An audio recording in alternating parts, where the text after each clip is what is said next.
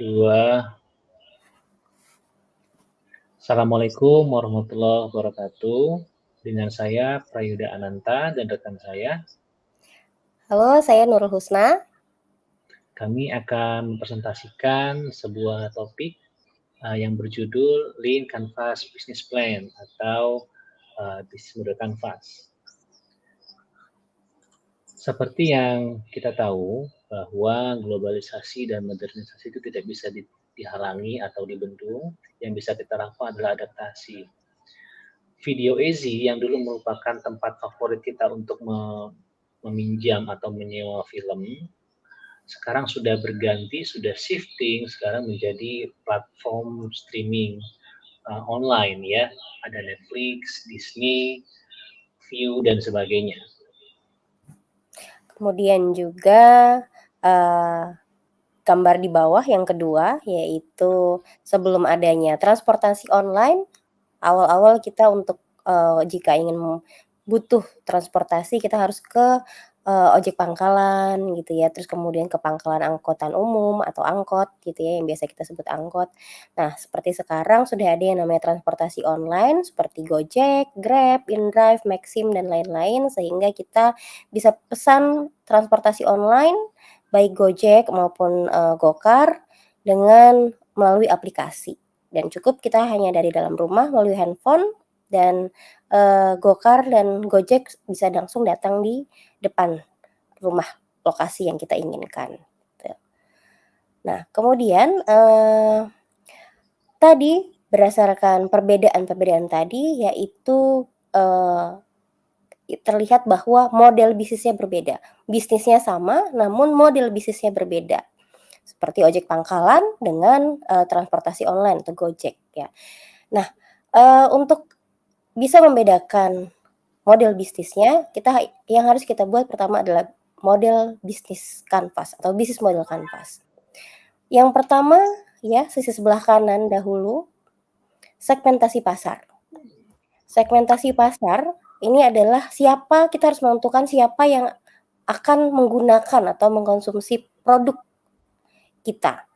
Kemudian setelah kita sudah menentukan segmentasi pasar, yang kedua adalah keunggulan produk atau jasa yang akan kita berikan kepada konsumen itu seperti apa. Kemudian setelah itu saluran atau channel. Jadi bagaimana kita akan menjual produk kita setelah kita sudah mengetahui keunggulan produk atau jasa yang kita miliki. Kemudian setelah itu bagaimana cara menyampaikan value dari produk kita tersebut.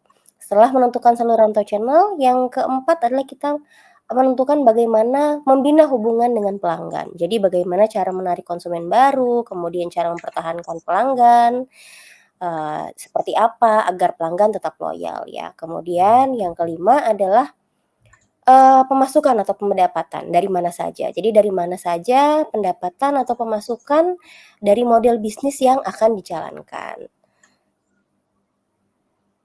Nah, setelah itu, dari sisi eksternalnya, setelah tadi dikatakan oleh Ibu Nur dari sisi internal, sekarang kita perlu lihat flow-nya atau alurnya dari sisi eksternal. Instrumen apa saja yang perlu kita pertimbangkan. Yang pertama adalah aktivitas kunci. Pada instrumen ini kita perlu mempersiapkan strategi apa yang perlu dilakukan sehingga nilai yang kita tawarkan itu sampai ke pelanggan. Nah, untuk mencapai aktivitas kunci diperlukan sumber daya kunci yang berikutnya. Sumber daya kunci ini untuk kita memulai bisnis ini, kira-kira sumber daya apa saja yang kita punya? Bisa itu manusia, sumber daya fisik, bahkan intelektual dan finansial, itu juga merupakan sumber daya kunci. Setelah kita memiliki sumber daya kunci, tentu tidak bisa kita lakukan bisnis kita tanpa adanya seorang mitra atau mitra. Diperlukan mitra kunci untuk kita kerjasama agar bisnis kita itu dapat beroperasi. Sehingga dari paparan aktivitas tadi, sumber daya dan mitra, kita bisa melihat struktur modal.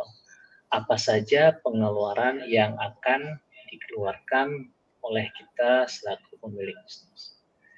Baik, mungkin itu yang bisa kami sampaikan terkait bisnis model kanvas. Singkat saja dari kami. Terima kasih banyak. Saya Prayudha Ananta dan Saya Nurul Husna. kami Kami undur diri. akhiri. Terima kasih.